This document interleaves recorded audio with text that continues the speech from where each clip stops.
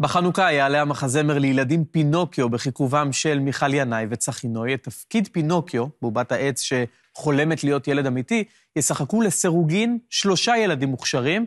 כתבת המהדורה הצעירה לינדה גילברג פגשה אותם.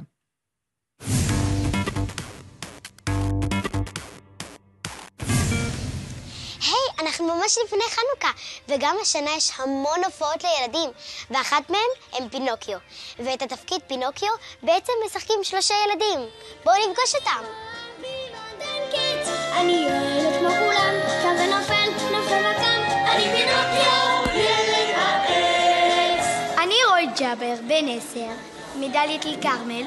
אני מתן שטרן, בן 10, מחדרה. אני דו כהן, בן 12, מהוד השרון. ואנחנו מגלמים את פינוקיו. איך נבחרתם לתפקיד? עשיתי אודישן מהבית, ואחר כך באתי לתל אביב יפו, ועשיתי את האודישן, פנים מול פנים, והתקבלתי. היה לי אודישן דווקא לא הכי טוב, אבל הצלחתי והתקבלתי, ואני ממש שמח על זה שאני פה. יפה. וממש כיף לנו. הוא בא מעץ עם כישרון, כן, הוא נולד לתיאטרון. מכל תנועה אני מוקסם, הוא ילד פלט כמו כולם. איך מגלמים ילד מעץ? קודם כל יש בעיקר תנועה במפרקים, כאן וכאן, ובידיים, ככה. אם התרגלת לעשות ככה, אתה תעשה ככה, אתה תעשה ככה, כן? מה קורה, חבר? פינוקיו! זה אתם. בכל הכפר מספרים על ההצלחה. תודה, יש לי מטבעות זהב. 5! פינוקיו כזה קצת... כי הוא בבא מעץ. נכון. אבל הוא לומד וזה. גם ילד די שובב, אני אגיד את האמת.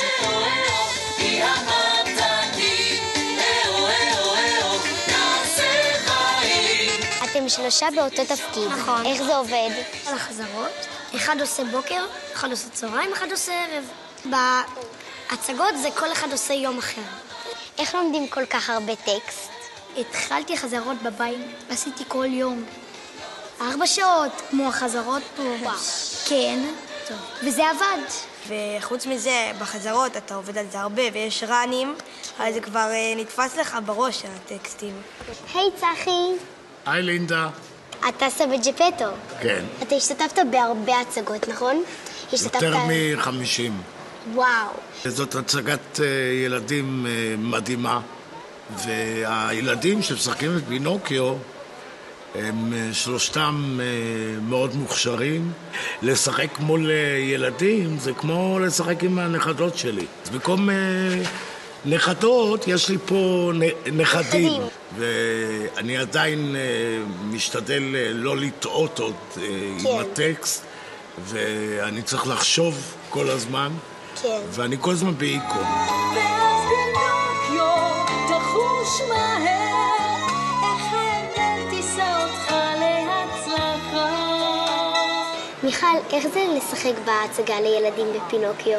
זה כיף, זה גם פתאום אני הולכת ככה, מרגישה מאוד פייתית ומלכותית. יכולה לעשות כל מיני, לפזר אבק פיות. לעשות קסמים. בדיוק. לכן פינוקיו, אל תשקר, חי את האמת ורק אותה. איך זה לשחק עם ילדים בהצגה? זה מאוד מאוד משמח. את יודעת שאני התחלתי לשחק, הייתי בת 8.5. וואו. כן, ממש קטנה.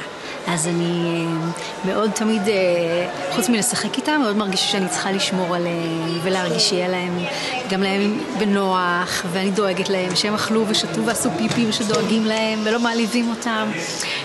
אז תמיד חוץ מלשחק לצדם, שזה מאוד כיף, אני גם מרגישה איזו אחריות כזאת. אבל זה לא ששקרתי שקר רע ומסוכן. פשוט אמרו לי שמותר שקר לבן. מה המסר של ההצגה? אני חושבת שזה מלמד את הילדים שלא כל כך משתלם לשקר. כן. וצריך לדעת להגיד את האמת, גם לפעמים לא נעימה. הגיע הזמן, בגלל זה הבאנו אותך לפה. לעשות חזרה לריקוד. כן. כולם נצרו לי מקור. הדרך לעתיד עם מאבק מתמיד, אך יש בה אהבה אין קץ. לינדה התקבלת. במקום פינוקיו, פינוקיואית.